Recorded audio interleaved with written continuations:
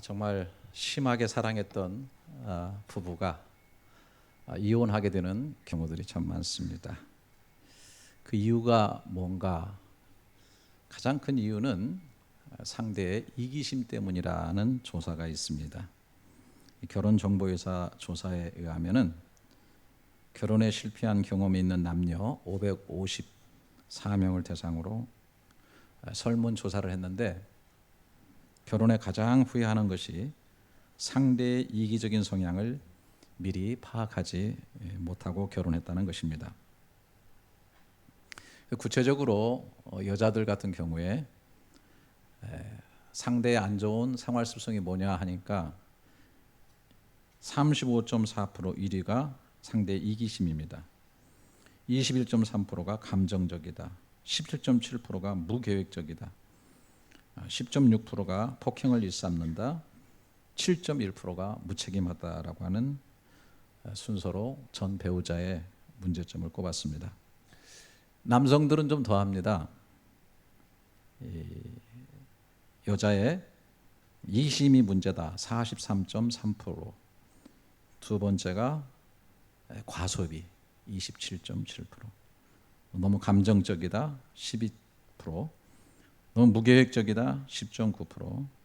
또 바람기가 있다. 6.5%의 순으로 답을 했습니다.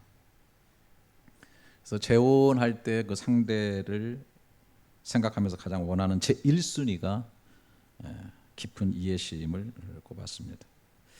한마디로 좀 이기심을 넘어서 상대편에서 생각해주고 이해하면서 사랑해주는 그런 사람을 꼽고 있다고 하는 것입니다.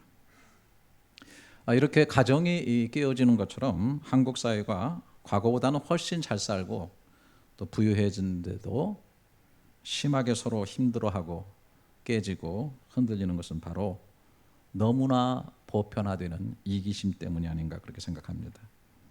옳으냐 그르냐가 문제가 아니라 우리에게 이익이 되느냐 아니냐로 너무 극단적으로 사람들이 움직이고 있는 것이죠. 하여튼 가끔 생겨지는 그 불량식품 문제, 극단적인 이기주의가 도사리고 있습니다. 요즘 참 큰 문제로 조사하고 있는 옥시 가습기 살균제 사건, 자그마치 266명이 죽고 직간접적으로 1,500여 명이 그것으로 인한 질병을 가지고 있는데, 오랜 시간 동안 이것이 그대로 방치되고 개선되지 않은 것은 회사의 극단적인 이기주의뿐만 아니라 관련된 공직자들의 이기주의가 개입하고 있었기 때문이 아닌가 그런 생각을 하게 됩니다. 아이들이 결혼하지 않으려고 하는 것, 결혼하고 나서도 저출산 문제가 일어나는 이 모든 것들이 깊게 파늘에 가보면은 상당히 이기주의가 깊게 깔려 있는 것을 바라보게 됩니다. 이것이 이제 개인적인 것뿐 아니라 국가적으로도 굉장히 민족주의, 자국 우선주의 이런 것들로 지금 세계가 몸살을 앓고 있습니다. 미국 대선을 앞두고 트럼프 같은 사람이 공화당의 대선 후보가 될 수 있고 사람들에게 어느 정도 인기를 가질 수 있었던 것도 바로 이런 국가 우선주의에 기인하고 있다라고 보는 것입니다. 성경에서는 당짓고 무리짓는 것을 극히 경계하고 있습니다.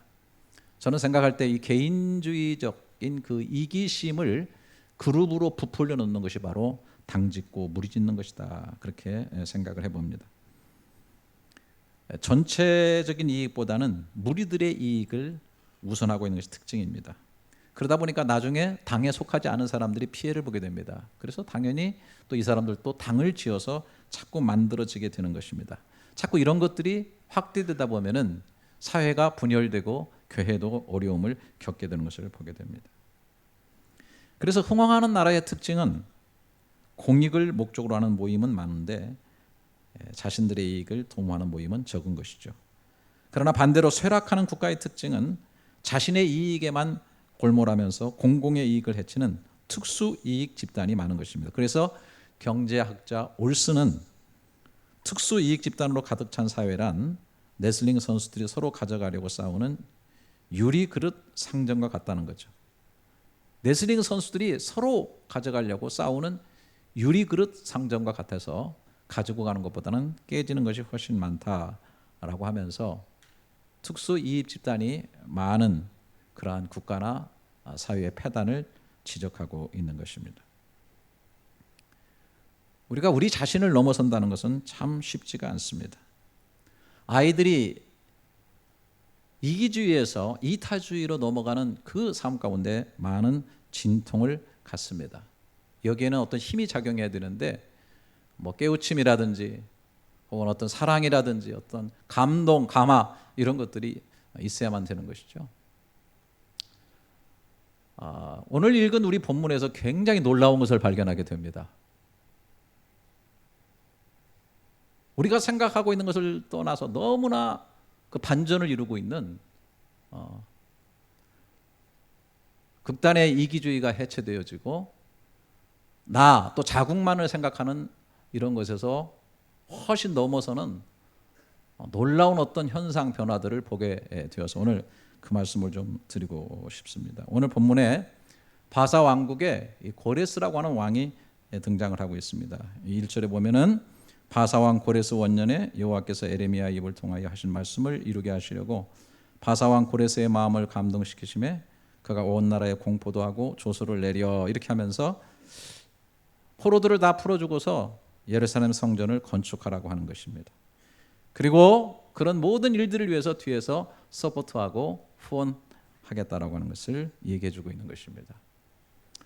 성경을 좀 공부하신 분들은 내용을 아시겠습니다만은 제가 좀 역사를 설명을 해야 될 것 같아요. 이 다윗 왕을 지나서 솔로몬 왕 이후에 이스라엘은 두 개로 나뉘죠. 북이스라엘과 남유다로 나눠지게 됩니다. 하나님이 왕으로 저들을 다스렸는데 인간이 왕 노릇을 하다 보니까 하나님의 통치가 제대로 이루어지진 않는 거죠. 거기에 부패가 이루어지고 배신이 이루어지게 되고 우상 숭배가 이루어지게 되고 타락이 이루어지는 그런 현상들이 계속 이루어지게 됩니다.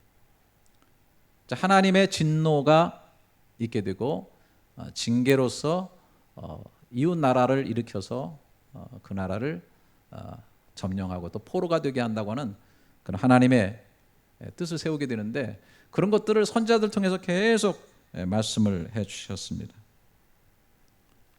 그러다가 북이스라엘은 아수르라는 나라에서 망하게 되고 다시 또 떠오른 그 아수르를 잡은 바벨론이라는 나라에 의해서 남유다 왕국마저도 완전히 망해서 다 포로로 잡혀가게 되어지고 뭐 성전은 다 파괴되어지고 기물도 다 빼앗기고 다 그런 아주 비참한 그 상태의 나락으로 떨어지게 되는 것이죠. 그리고서 70년이 흐른 겁니다. 70년이 흐른 다음에 이 바벨론은 또 바사라고 하는 나라에서 먹혀버리게 되는데 이 바사라고 하는 나라의 왕 고레스라고 하는 사람이 나타나가지고 놀랄만한 일을 하고 있는 것입니다. 여러분, 나라라고 하는 것은 새로운 신흥국가가 나라를 장악했을 때는 더 확장하려고 하고 더 많이 약탈하려고 하고 더 많이 나라를 강대하게 세워나가려고 하는 게 그게 상식적인 일인데 이 놀라운 일이 벌어지고 있는 겁니다. 기 노예로 잡고 있던 이스라엘 사람들을 다 풀어준다는 거예요. 다 돌아가라고 하는 겁니다. 또 가서 너희들의 종교를 세우고 신을 섬기고 또 그게 중심적인 그 예루살렘 성전을 갖다가 재건하라고 그렇게 얘기해주고 물심양면으로 도와주고 있는 이 놀라운 일이 말도 안 되는 일이 벌어지고 있는 겁니다. 심지어는 그 옛날 그 바벨론 제국에서 그 느부갓네살이 다 빼앗아 갔었던 성전의 기물들을 뭐 오늘 여기 뭐 7절부터 11절 보게 되면은 아주 자세하게 금그릇, 은그릇, 뭐 기물들 숫자까지 다 헤아려 가지고 여기서 다 그들에게 되들려 주면서 가지고 가라 그렇게 얘기를 하고 있는 거 정말 이해가 안 되는 놀라운 일이 벌어지게 된 것입니다. 이 고레스가 했던 이런 일은 성경에 나오는 것뿐만 아니라 역사적인 사건이라는 것이죠. 그래서 여러분들이 네이버 지식백과사전에 찾아보면은 고레스에 대해서 얘기가 나와 있습니다. 키투스 2세라고 키투스, 고레스 이렇게 일반에서는 키투스 2세로 되어 있는데 이렇게 되어 있습니다. 키투스 2세는 바벨로니아를 점령한 후에 칙령을 내려 바벨로니아에 의해 끌려온 유대인들을 풀어준다. 이들이 자신들의 고향으로 돌아갈 수 있도록 허가를 해준 것뿐만 아니라 예루살렘 성이 재건될 수 있도록 재정적 지원도 아끼지 않는다. 성경에도 이 일이 기록되어 있으며 페르시아 왕인 키루스 2세를 칭송하는 많은 구절을 볼 수 있다. 키루스 2세는 인간의 기본권에 대해서도 최초의 선언을 하였으며 그것들을 그릇과 석비에 새겨 남겼다. 그는 종교의 자유를 인정하였고 자신의 군인들에게 점령지 주민들을 약탈하거나 위협하는 행동을 금지시켰다. 또한 자신의 개혁 정신을 전하고 점령지를 개발하려는 공공 프로젝트를 만들었다. 이러한 기록들은 현재 런던의 대형 박물관에 보관되어 있고 복사본은 뉴욕의 유엔 본부에도 전시되어 있다. 이렇게 쓰여 있습니다. 그러니까 역사적으로도 상당히 인정받고 있는 그런 현상이 이루어지게 됩니다. 어떻게 이런 일이 이루어지게 됐는가? 일반 역사에서는 깊이 있게 다루질 않죠. 이 얘기를 하지 않죠. 그러나 그 원인과 동기, 그것이 오늘 성경의 1절에 있다고 생각을 합니다. 1절에 바사왕 고레스 원년에 여호와께서 에레미야의 입을 통하여 하신 말씀을 이루게 하시려고 바사왕 고레스의 마음을 감동시키셨다라고 얘기를 하고 있는 것입니다. 이미 하나님께서 에레미야를 통해서 말씀하신, 에레미야뿐만 아니라 그 당시 선지자들이 다 예언을 했습니다. 이스라엘 백성이 너희가 그렇게 살면은 반드시 하나님께서 징계를 하신다. 이웃 나라를 통해서, 바벨론을 통해서 너희를 징계할 거다. 그러나 그 징계가 영원하게 되어지는 것은 아니다. 70년이 지나면 너희가 다시 이 땅으로 돌아오게 될 것이다. 예레미야서 29장 10절에 여호와께서 이와 같이 말씀하시느니라. 바벨론에서 70년이 차면 내가 너희를 돌보고 나의 선한 말을 너희에게 성취하여 너희를 이곳으로 돌아오게 하리라고 얘기를 합니다. 그런데 이사야서 같은 경우에 보게 되면은 어느 정도 정확하게 예언을 했냐면은 돌아올 뿐 아니라 고레스라고 하는 사람을 통해서 돌아오게 될 것이라고 하는 이 고레스의 이름까지 기록이 되어 있습니다. 그게 바로 그런 사건이 있기 전 거의 한 200년 전 정도 봐야 됩니다. 이사야서 44장 26절 28절을 보면 내 종 말을 응하게 하며 내 사자의 모략을 성취하게 하며 예루살렘에 대해서는 이르기를 거기 사람이 살리라 하며 유다 성읍들에 대하여는 이르기를 중건될 것이라. 내가 그 황폐한 곳들을 복구시키리라 하며 기쁨에 대하여는 이르기를 마르라. 내가 내 강물을 마르게 하리라 하며 고레스에 대하여는 이르기를 그는 나의 목자라 나의 모든 기쁨을 성취하리라 하며 예루살렘에 대하여는 이르기를 중건되리라 하며 성전에 대하여 이르기를 내 기초가 세움이 되리라 하는 자니라. 또 45장 1절 그리고 13절에 가면 나 여호와는 나의 기름 부음 받은 고레스의 오른손을 잡고 열국으로 그 앞에 항복하게 하며 열왕의 허리를 풀며 성문을 그 앞으로 열어서 닫지 못하게 하리라. 내가 고레스에게 이르기를 내가 내 앞에 가서 험한 곳을 평탄케 하며 논문을 쳐서 부수며 쇠빗장을 꺾고 내가 의로 그를 일으킨지라. 그의 모든 길을 곧게 하리니 그가 나의 성읍을 건축할 것이며 나의 사로잡힌 자들을 값이나 갚음 없이 놓으리라. 만군의 여호와의 말이니라 하셨느니라. 저는 고레스가 이 내용을 보았는지 혹은 귀로 전에 들었는지 어쩐지 잘 모르겠어요. 들었는지 안 들었는지. 그러나 여러 가지 상황에 봐서 고레스가 이 사건을 알고 있었을 것이라는 생각을 해봅니다. 이미 200년 전부터 예언을 하나님께서 했었고 고레스를 이 일에 사용하실 것까지 이름까지 거기에 적어가지고 이미 장차 될 일을 말씀하신 겁니다. 놀라운 일입니다. 이런 일을 보고 듣고 하면서 놀라지 않을 사람은 특히 고레스는 너무나 큰 감동을 받았을 것이라는 것을 생각해 봅니다. 자신이 바벨론을 치러 갔을 때 그 주변의 강물들을 마르게 하고 그 쇠배장을 열어놓으신 이가 하나님이시고 역사의 주관자가 하나님이시고 자기를 세운 이도 하나님이시라고 하는 사실을 이방의 왕이었지만은 알았다고 하는 것입니다. 그건 제 말이 아니에요. 오늘 여기 성경에 보면 그렇게 고백하고 있는 것입니다. 2절에 바사왕 고레스는 말하노니 하늘의 하나님 여호와께서 세상 모든 나라를 내게 주셨고 나에게 명령하사 유다 예루살렘의 성전을 건축하라 하셨나니 이스라엘의 하나님은 참신이시라. 너희 중에 그의 백성된 자는 다 유다 예루살렘 올라가서 이스라엘의 하나님 여호와의 성전을 건축하라. 이는 예루살렘에 계신 하나님이시니라. 하나님에 대한 신앙 고백이 얼마나 분명한, 이방인임에도 불구하고 이스라엘 백성보다도 더 분명할. 이렇게 된 이유는 뭐냐면 이미 그렇게 예언이 되어 있었고 1절을 다시 보시면 이 말씀을 이루게 하시려고 바사왕 고레스의 마음을 하나님께서 감동시키셨기 때문에 이런 일이 이루어졌다고 하는 것입니다. 하나님께서 감동을 주시면 사람의 마음이 바뀔 수밖에 없는 것입니다. 하나님께서 감동을 주시면 인생이 변화될 수밖에 없다라고 하는 것입니다. 아무리 극단적인 이기주의자라도, 아무리 세상에 흘러가는 기본 방향으로 흘러가는 세상의 왕이라도 하나님께서 그 마음을 감동하시면 그 마음이 바뀔 수밖에 없다는 거죠. 그렇다고 한다면 사랑하시는 저와 여러분들, 우리가 이미 2주 계속 말씀을 들었고 오늘 또 다시 말씀드린다마는 모든 성경은 하나님의 감동으로 된 것으로, 모든 성경은 하나님의 감동으로 된 것으로. 왜 사람들이 성경 읽으면 변합니까? 왜 사람들이 성경 속에서 참 하나님을 만납니까? 성경은 하나님의 감동으로 됐기 때문에 하나님의 감동을 느끼게 되는 거예요. 성경 속에는 살아계신 하나님의 역사가 보여지게 됩니다. 죄송합니다만은 좀 더 깊게 보게 되면 거기에 나의 모습도 있고 내 이름도 있는 것을 보게 되는 겁니다. 하나님은 계속 어떤 일을 하실 때 그냥 하신 것이 아니라 이렇게 예언하시고 말씀하시고 시간이 되면 그거를 성취하시는 하나님.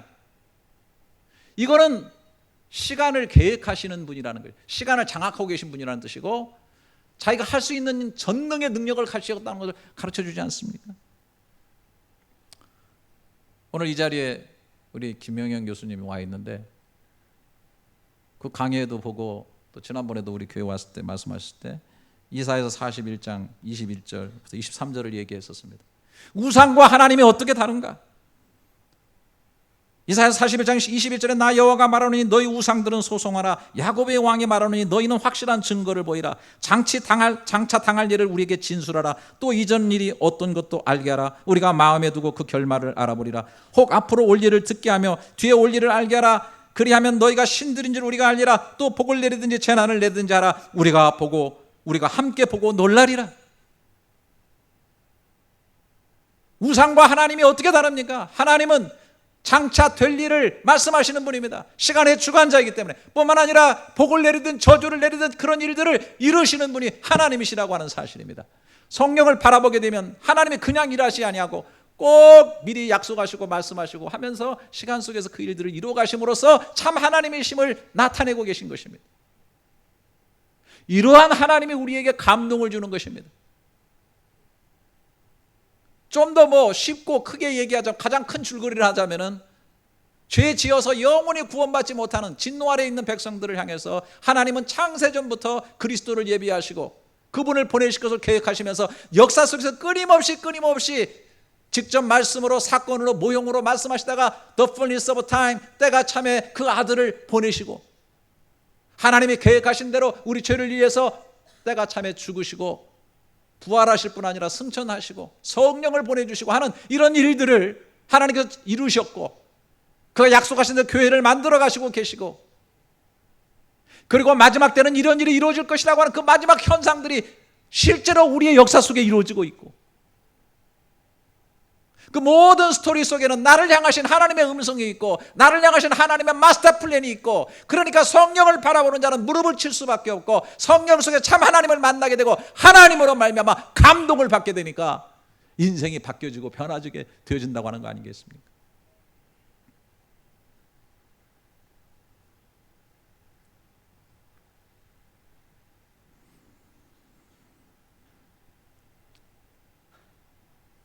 그런데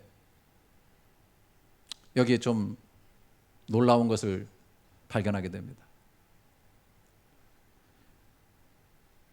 오늘 여기 5절에 보니까 이에 유다와 베냐민 족장들과 제사장들과 레위 사람들과 그 마음이 하나님께 감동을 받고 올라가서 예루살렘 여호와의 성전을 건축하고자 하는 자가 다 일어나니 이렇게 얘기를 하고 있습니다. 자, 저를 보세요. 이스라엘 백성들은 대부분 다 이 내용을 너무 많이 들어서 알 거예요. 선지자들을 통해서. 선자들이 계속 강력하게 외친 게 그거 아니에요? 돌아오라, 여호와께로 돌아오라. 너희들의 마음에 떠났을 때 아프지만 그 아비가 자식을 징계하는 것처럼 너희를 징계하신다, 하나님은. 그리고 결국에는 바벨론에 의해서 멸망하게 되고 포로가 되게 될 것을 계속 예언을 했어요. 그러나 거기뿐만 아니라 하나님께서는 너희를 싸매고 고치실 것이다. 70성상이 지나게 되면 너희가 반드시 돌아오게 될 것이라고 하는 것을 이 고레스뿐만 아니라 이미 이스라엘 백성들은 다 알고 있는 내용 아닙니까? 때가 왔습니다. 정말로 긴가민가 있는데 고레스라고 하는 그 왕이 일어나가지고 꿈인가 생신가 볼을 꼬집어보고 뺨을 때려보지만은 어떻게 이렇게 이스라엘 백성들 다 돌아가게 할 뿐 아니라 성전 안에 있던 모든 그러한 그릇과 기물들을 다 줘가지고 돌아갈 수 있게 하는가? 야, 이거 하나님이 아니면 못하는 일. 그런데 더 놀라는 것은, 그러면 이스라엘 백성들이 다 일어나가지고 우리가 성전을 건축하러 가자 하면서 다 몰려 나왔을 것인데, 여기 보니까 유다와 베냐민 지파와 레위 지파의 제사장과 이런 사람들이 일어나서 건축하러 가겠다고 일어난 거예요. 물론 나머지 사람들이 뭐 다른 것을 돕기도 하고 2차, 3차로 그들이 다 돌아오긴 했습니다만은, 그러나 오늘 여기 보니까 그러한 사람들 중에도 그 마음이 하나님께 감동되어라고 한 사람들이 움직였다고 하는 사실.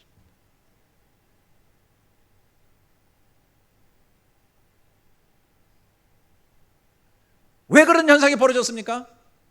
포로의 삶을 살았어도 70성 동안 살아가면서 거기서 길들이 졌습니다. 정착을 했습니다. 집을 지었습니다. 자녀들이 결혼을 했습니다. 살림을 꾸리고 살다 보니까 거길 떠나기가 어려울 수도 있는 거예요. 나름대로 안정된 삶, 포로의 삶이긴 하지만 구축하고 있습니다. 이제 어떻게 다시 떠나서 새로운 또 다시 가가지고 또 건축해야 되는 이 일을 우리가 눈치 슬슬 보면서 먼저 갈 사람 먼저 가 있어. 우리 천천히 따라가겠어. 그래서 그 마음이 하나님께 감동된 자들만 일어나서 먼저 나갔던 것을 저는 보게 됩니다.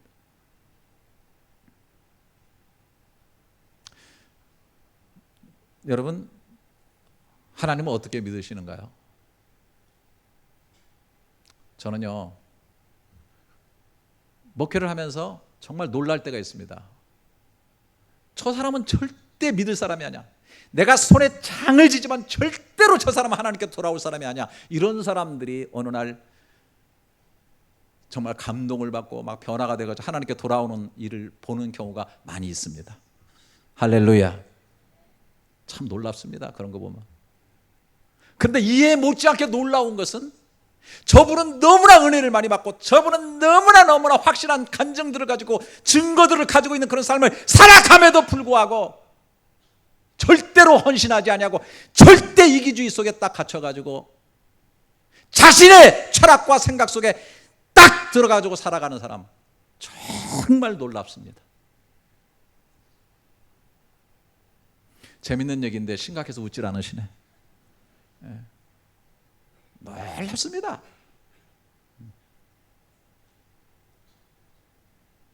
여러분,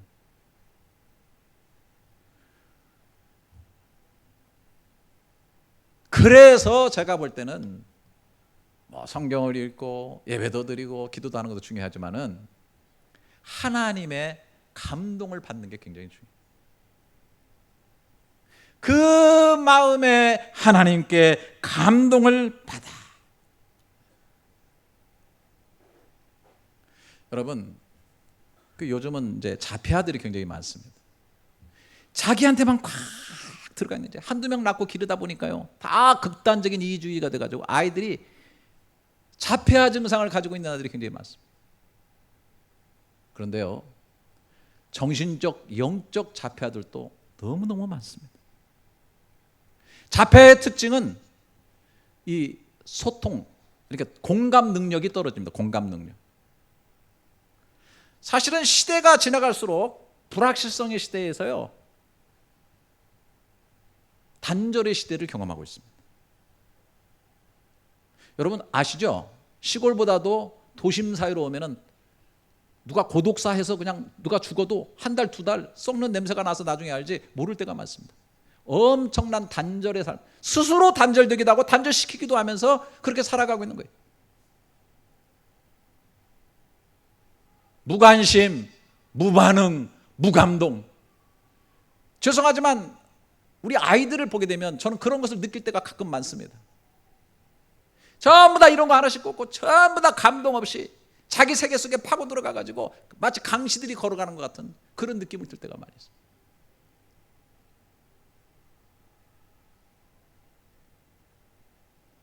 여러분, 예수님께서 사역을 하시면서 제일로 힘들어하셨던 것이 뭔 줄 아십니까? 주님이 너무너무 답답하시면서 이 세대가 이런 것 같다라고 비유로 말씀하시죠. 누가복음 7장 31절에 또 이르시되 이 세대의 사람을 무엇으로 비유할까? 예수님 시대도 그렇던가 봐. 무엇과 같은가? 비유하건대 아이들이 장터에 앉아 서로 불러 이르되 우리가 너희를 향하여 피리를 불어도 너희가 춤추지 아니고 우리가 곡하여도 너희가 울지 아니하였도다. 옆에서 누가 눈물을 흘리고 있는데도 공감 능력이 없는 거예요. 감동이 없는 거예요. 눈물이 없는 거예요. 선하고 아름다운 일이 있는데도 그것을 감동을 하면서 선하고 아름답게 보지를 못하는 거예요. 눈물이 없어진 거예요. 하나님의 말씀을 읽어도 무릎을 치면서 감동이 와야 되고, 말씀을 들고 예배할 때 감동이 있어야 돼요. 찬양을 불러도 감동이 있어야 돼요. 무표정, 싸늘함. 누가 옆에서 피리를 불고, 누가 옆에서 곡을 하고, 누가 옆에서. 나는 오늘 기도하는 사람이 기도해도 눈물이 있는 것을 저는 좋아합니다. 아무리 철학 박사, 아무리 많은 학위를 가지고, 아무리 세상에서 잘 나가는 사람이 산송당처럼 무표정. 여러분, 통하지 않으면 통한다는 말이 있어요. 앞에 통자는 소통하는 겁니다. 마음이 통하는 거예요. 그런데 그 소통이 없으면 고통의 통자가 온다는 것. 여러분 팔을 묶어보세요. 마비가 오니까 때려도 감각이 없으니까 좋죠? 그런데 계속 묶어두면 이 팔 썩습니다. 나중에 이 팔 때문에 너무나 많은 고통을 갖게 되는 겁니다. 암 부분이 뭡니까? 제대로 피가 통하지 않는 겁니다. 딱딱해진 겁니다. 여러분, 한센병 환자, 문둥병 환자의 가장 큰 문제가 뭔 줄 압니까? 난로 위에다 손을 지져도 감각을 모른다는 겁니다. 통하지 않는 겁니다. 죽어 있는 겁니다. 죽어 있기 때문에 썩는 겁니다. 나중에는 진짜 고통이 오는 겁니다.